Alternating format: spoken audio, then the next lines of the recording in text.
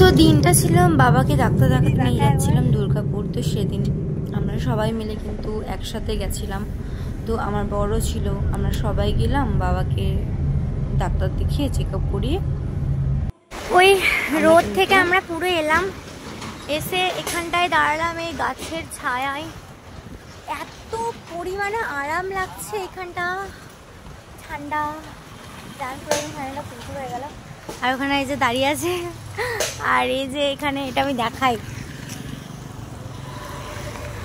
এখানটাতে হচ্ছে গিয়ে আমাদের।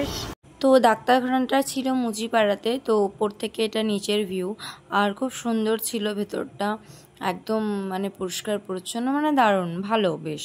তো তারপরে কিন্তু আমরা চলে এসেছিলাম বাড়ি যাওয়ার উদ্দেশ্যে, বেরিয়ে পড়েছিলাম। আর ও এখানে মিষ্টি নিয়ে নিয়েছে।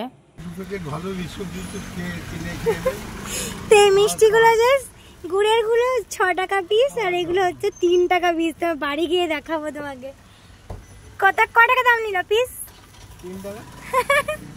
ছোটগুলো 3 টাকা। হ্যাঁ, দুর্গাপুরের স্পেশাল 6 টাকা। তো তারপরে কিন্তু আমরা খাওয়া দাওয়া করে নিয়েছিলাম, আর বাবারা কিন্তু ওখানে খাচ্ছিল, আমরা আগেই খেয়ে নিয়েছিলাম সবাই মিলে। তো তারপরে কিন্তু আমরা সবাই বাড়ি যাওয়ার উদ্দেশ্যে বেরিয়ে পড়ি। এতগুলো রসগোল্লা কে কিনে দিল? আমার বরের পয়সা শেষ। তো তারপর কিন্তু আমার বরকে টাটা করে আমরা সবাই কিন্তু সিউড়ির উদ্দেশ্যে বেরিয়ে পড়েছিলাম, একদম জঙ্গলের মধ্যে দিয়ে। আর এখন যেহেতু জয়দেবের ব্রিজটা হয়ে গেছে, তাই কিন্তু সিউড়ি আর দুর্গাপুরের ডিস্টেন্সটা অনেকটাই কমে গেছে। আগে কিন্তু ঘুরে ঘুরে যেতে হতো, এই ব্রিজটা চালু হওয়ার পর কিন্তু ডিস্টেন্স অনেক কমে গেছে।